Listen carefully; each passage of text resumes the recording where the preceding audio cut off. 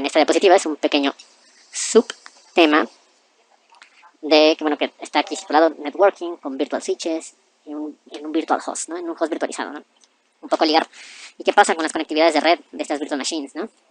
Pues bueno, es algo que sabemos que un sistema operativo tiene una tarjeta de red, ¿no? Conocida como NIC, ¿no? Quizá para hacer que el sistema operativo funcione de forma normal. De hecho, ¿no? Para que el sistema operativo funcione de forma normal para cada virtual machine, tenemos una NIC para cada virtual machine, conocida como virtual NIC. El server debe combinar lo que es el NIC físico, o sea, la tarjeta de red virtual que tiene integrada físicamente que puedes palpar, usada o combinada con la virtual NIC de cada virtual machine.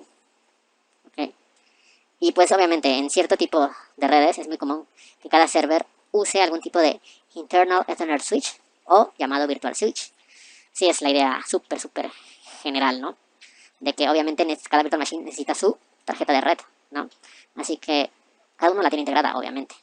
Pero también de manera virtual se genera un virtual switch, un switch virtual, que es para auxiliar a que cada virtual machine esté realmente en su segmento de red al cual pertenece, ¿no? Así que tú al virtualizar algo, no solo obtienes virtual NICs para cada uno de tus virtual machines, sino que también se crea un virtual switch para poder asignar a cada virtual machine al segmento de red que le corresponde.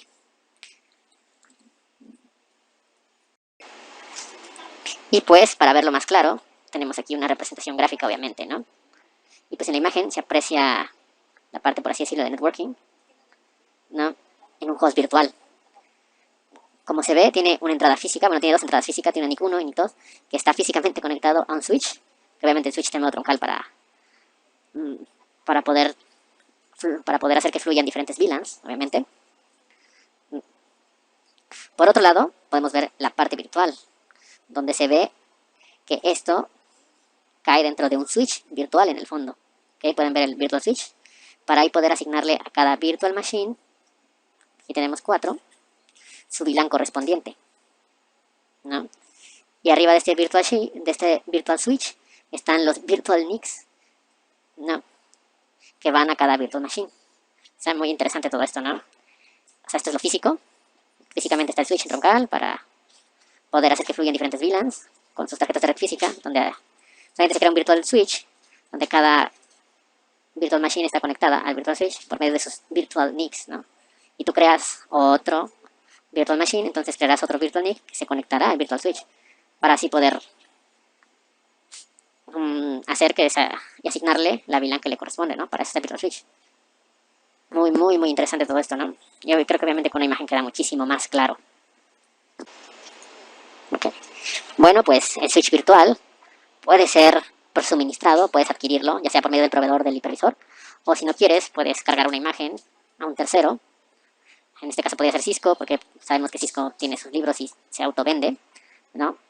En Cisco Data Center Switch Product Line, donde encontrarás un modelo de switch virtual, que son los Nexus Switch, los switches Nexus, ¿no? Que incluyen Nexus 1000 Virtual para switches virtuales.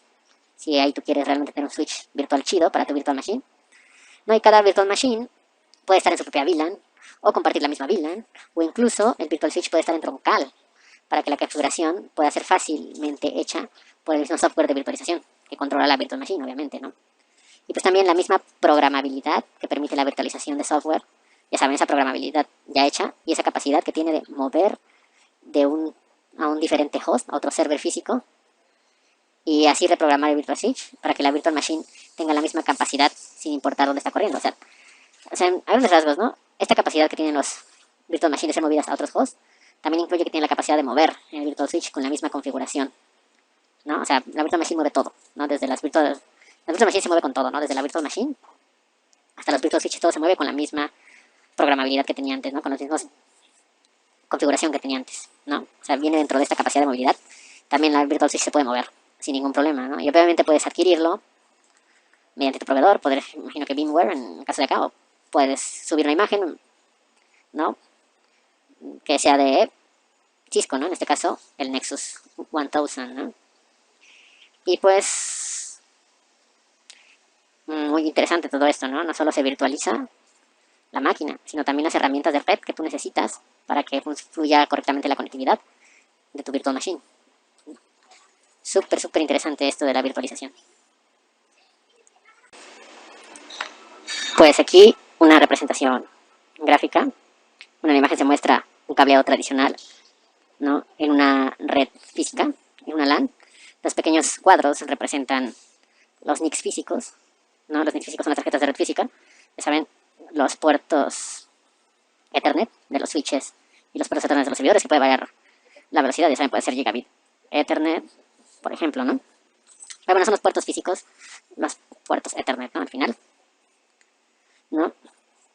Y pues usualmente los switches conectados directamente a los servidores son llamados como top of rack, TOR, por sus siglas, ¿no? Los switches a los core proporcionan caminos redundantes a la LAN, ¿no? Tenemos caminos redundantes a la LAN, que vendría siendo esto. Cada TOR switch es luego cableado con los switches de distribución, que serían en este caso los end of row, ¿no?, que son los que al final actúan como switches de distribución para el resto del sitio, ¿no? Y bueno, aquí más que nada es para ver una red tradicional, ¿no?, un traditional data center, ¿no?, que al ver cómo es ese cableado físicamente hablando, ¿no? Y ya, es lo único que expresa esta imagen.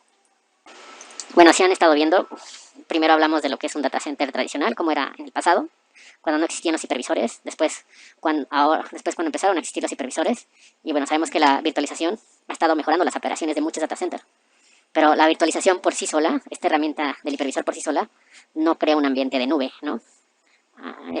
Que es precisamente lo que trata todo esto, pero bueno, vamos por etapas para explicar cómo han ido cambiando las cosas. ¿No? El equipo de IT usualmente llama a los ingenieros o administradores para instalar nuevos hosts, servers, ¿no?, para así cumplir con las necesidades de capacidad.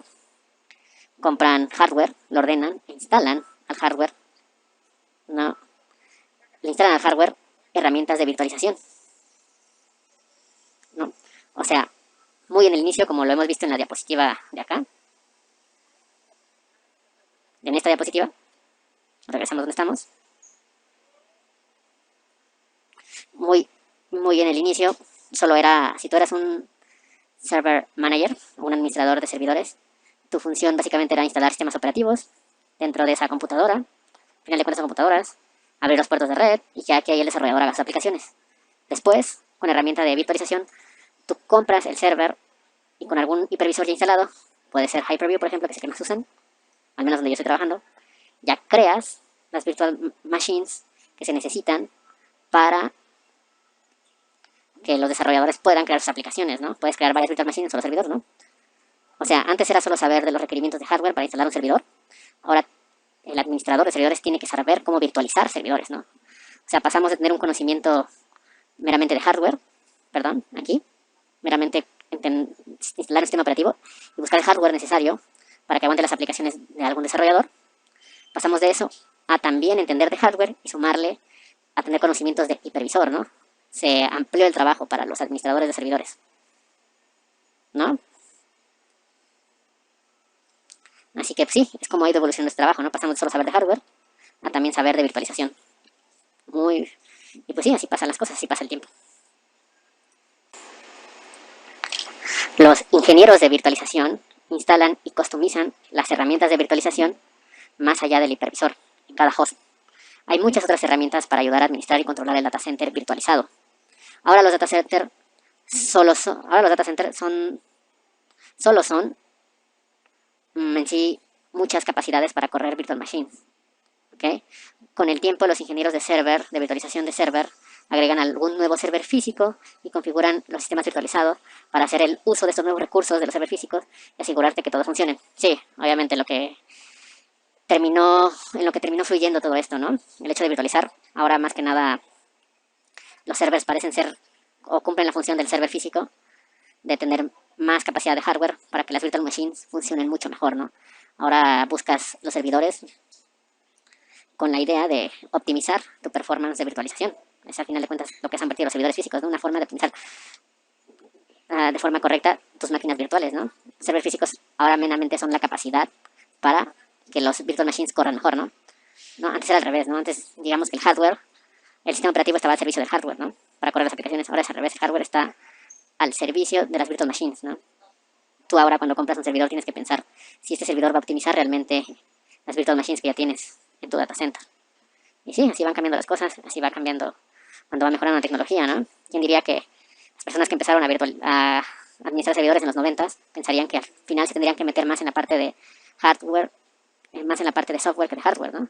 Pero vieron, desembocó en que sí, efectivamente tienen que saber muy bien las herramientas de hipervisor y lo de hardware ya no se ha vuelto tan relevante, ¿no? Bueno, sí, para que soporten las virtual machines, pero el enfoque ahora es más para servirle a la virtual machine, ¿no?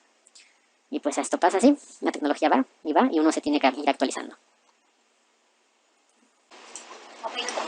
Ok, pues aquí tenemos una imagen de lo que es el traditional workflow para la virtualización, ¿no? Como se ve antes, va por pasos, los cuales a continuación describiremos. No, bueno, como vemos, el paso 1 es que ya sea el administrador, el operador o el desarrollador necesita de una virtual machine, ¿ok?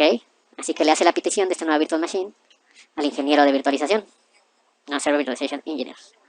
Ellos, ya sea por interfaz gráfica o mediante scripts, mediante APIs, que son scripts al final de cuentas, al final de cuentas, ¿por qué usan interfaz gráfica o scripts? Pues básicamente para hacer el proceso aún más rápido, no para hacerlo más eficiente. Y pues ya sea sin importar que hayan hecho la máquina, que se hayan auxiliado de una interfaz gráfica, de scripts, o incluso haberlo hecho manualmente, por así decirlo, independientemente de cómo lo hayan logrado,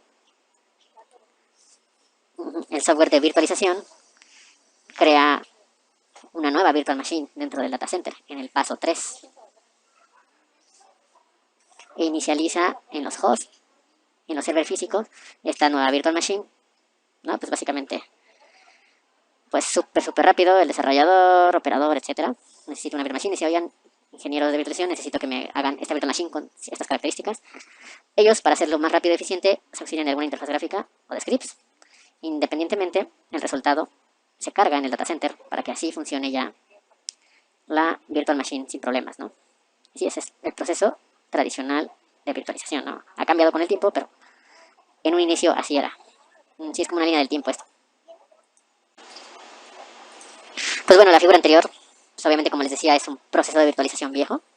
Ahora hay incluso estándares para ser considerada una virtualización bien, un servicio de nube, ¿no? Para que el workflow realmente sea considerado un servicio de nube, el proceso del paso 2 de esta imagen, donde tú le hablas a los ingenieros de virtualización, tiene que ser automático, sin interferencia humana. En lugar de eso, y pues para ello, resumimos los puntos claves sobre la virtualización, ¿no? Punto 1, el sistema operativo se acopla del hardware en el cual está corriendo. Así, el sistema operativo como virtual machine puede correr cualquier servicio en el data center que tenga suficientes recursos para correr una virtual machine, obviamente. Punto 2, la virtualización de software puede automáticamente empezar a mover la virtual machine entre diferentes servers físicos. Punto 3, data center networking incluye virtual switches, obviamente, virtual NICs en cada server físico para que la virtual machine esté en su respectiva VLAN. Y punto 4, en el data center la parte de networking puede ser programada por el software de virtualización, por el hipervisor, permitiendo nuevas virtual machines, pueden ser configuradas dentro del server físico, ¿no? O moverse, ¿no? Empezando moviendo y parar, ¿no? Incluso, ¿no? Con detalle de configuraciones automáticas, ¿no? Y pues los puntos claves que resumen la virtualización, ¿ok?